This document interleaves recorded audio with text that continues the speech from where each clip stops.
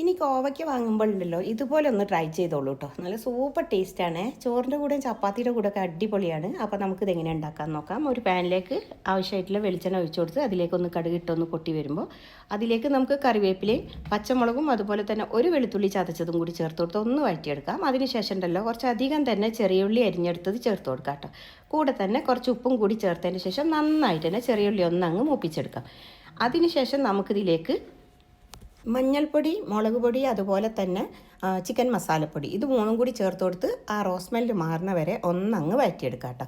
എന്നിട്ട് നമുക്കതിലേക്ക് കോവയ്ക്ക ചേർത്ത് കൊടുക്കാം. വെള്ളം ഒന്നും ചേർക്കേണ്ട ആവശ്യമില്ല. കോവയ്ക്ക ചേർത്ത് നന്നായിട്ട് തന്നെ ഒന്നങ്ങ് മിക്സ് ചെയ്തെടുത്തതിന് ശേഷം നമുക്ക് ലോ ഫ്ലെയിമിൽ അടച്ച് വെച്ചിട്ട് ഇത് കുക്ക് ചെയ്തെടുക്കാം കേട്ടോ. ഇടയ്ക്കിടയ്ക്ക് നമുക്കിതൊന്ന് തുറന്നിളക്കി കൊടുക്കാം കേട്ടോ. അങ്ങനെ ഒരു 5 മിനിറ്റോളം ഒന്ന് വേവിച്ചെടുത്താൽ മതി. നല്ല സൂപ്പർ ടേസ്റ്റി ആയിട്ടുള്ള കോവയ്ക്ക മെഴുക്ക് വരട്ടി റെഡി ആയിട്ടുണ്ട് കേട്ടോ. സാധാരണ നിങ്ങൾ എങ്ങനെയാണ് കോവയ്ക്ക മെഴുക്ക് വരട്ടി ഉണ്ടാക്കൽ? ഇതുപോലെ അല്ലെങ്കിൽ തീർച്ചയായിട്ടും ട്രൈ ചെയ്ത് നോക്കേണ്ട ഒരൈറ്റാണ് കേട്ടോ. അപ്പോൾ ട്രൈ ചെയ്ത് നോക്കിയിട്ട് അഭിപ്രായം അറിയിക്കുക, ചാനൽ സപ്പോർട്ട് ചെയ്യുക. അതുപോലെ തന്നെ ഇഷ്ടമായിട്ടുണ്ടെങ്കിൽ ഒന്ന് ലൈക്ക് ചെയ്യാനും കൂടി മറന്നു പോകരുത് കേട്ടോ. പുതിയ വീഡിയോയുമായി നമുക്ക് പെട്ടെന്ന് തന്നെ കാണാം. Take care. Thank you for watching.